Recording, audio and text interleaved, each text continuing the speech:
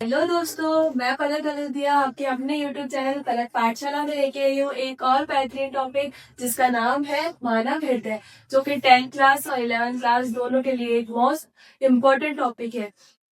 Start करते हैं मानव हृदय। हम मानव हृदय को विद डायग्राम और एक्सप्लेनेशन के साथ समझेंगे। हम इसकी बाह्य संरचना और आंतरिक संरचना को अलग अलग प्रकार से समझेंगे। सबसे पहले मानव हृदय की संरचना। मानव हृदय की संरचना दो प्रकार से होती है, एक तो बाह्य और एक आंतरिक। बाह्य संरचना जैसे कि हम उसको बाहर से देख सकते हैं, उस प्रकार की संरचना को बाह्य संरचना कहते हैं और उसी को हम पढ़ते हैं बाह्य बनावट में। और आंतरिक संरचना जैसा कि हम अनुप्रस्थ काट की तरफ से काटते हैं जैसे कि हृदय को, तब हम उसकी आंतरिक सतह को देख सकते हैं और आंतरिक सतह से देखने पर ही हमें आंतरिक बनावट दिखाई देती है।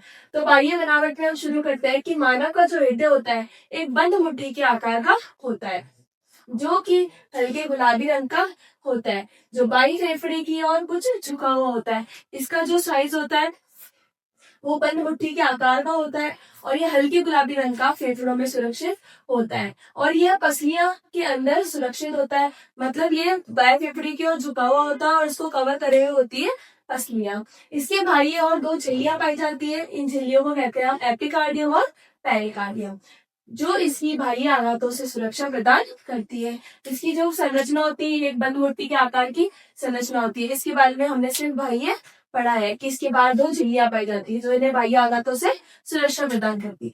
फिर हम आते हैं आंतरिक संरचना पे। आंतरिक संरचना क्या होती है? मानव हृदय 4 कोष्ठों से मिलकर बना होता है, जिसे हम देख सकते हैं कि एक कोष्ठ ये, एक कोष्ठ ये, एक ये और एक ये। ऊपरी दो कोष्ठ जो होते हैं उन्हें हम आलिंद कहते हैं। जो ऊपरी दो कोष्ठ होते हैं हम उन्हें आलिंद कहते हैं। दाईं ओर पाया जाने वाला आलिंद दायां आलिंद और बाईं ओर पाया जाने वाला आलिंद बायां आलिंद कहलाता है। इसी प्रकार निचले दो कोष्ठक नीले कहलाते हैं। नीले जो होते हैं वो भी दो होते हैं, दाईं ओर पाया जाने वाला नीले दायां नीले और बाईं ओर पाया जाने वाला बायां नीले। दोनों आलिंगों को पृथक करने के लिए इनके मध्य अंतरा आलिंग भित्ति पाई जाती है। इसको आलिंग, ये वाला आलिंग, इन दोनों को पृथक करने के लिए मध्य में एक भित्ति पाई जाती है जिसे हम अंतरा आलिंग भित्ति कहते हैं, जो कि दाएं नीले को बाएं नीले से अलग करती है। इसी प्रकार आलिंद में भी पाई जाती है और नीले में भी पाई जाती है। आलिंद में पाई जाने वाली अंतरा आलिंद भित्ति और नीले में पाई जाने वाली अंतरा नीले भित्ति कहलाती है। तो हम आगे बढ़ते हैं।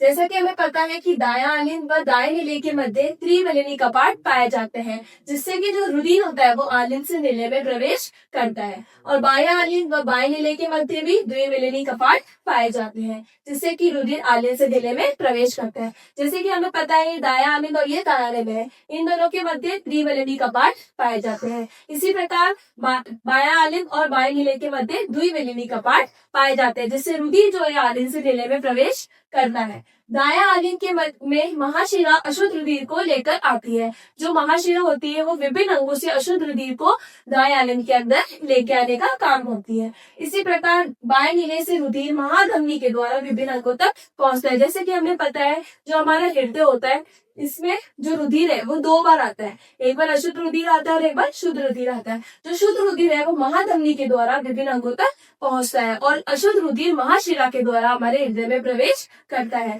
और इसी प्रकार की और बेहतरीन वीडियो के लिए बने रहिए आपके अपने YouTube चैनल पलक पाठशाला पर। अगर आपको वीडियो मेरी अच्छी लगी हो तो प्लीज लाइक एंड कमेंट करें और मेरे चैनल को सब्सक्राइब करें। Thank you so much.